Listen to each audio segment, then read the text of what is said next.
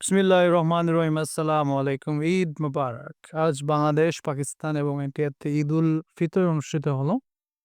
আজকের গুরুত্বপূর্ণ খবর হচ্ছে মায়ানমারের ভূমিকম্পে এই পর্যন্ত প্রায় ১৭০০ মানুষের মৃত্যু হয়েছে।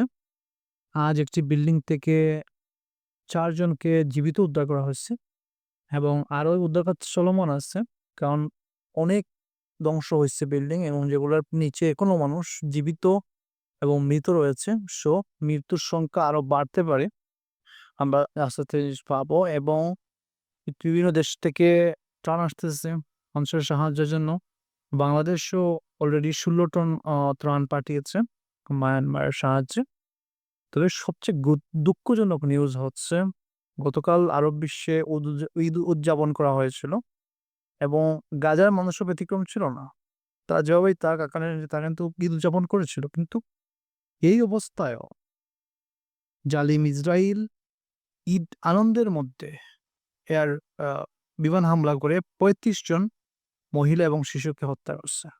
আমরা তার তীব্র নিন্দা জানাই। কারণ ঈদের দিন জালিম না হলে এরকম হামলা হতে পারে না। আজ এ পর্যন্তই। আসসালামু আলাইকুম। ঈদ মোবারক।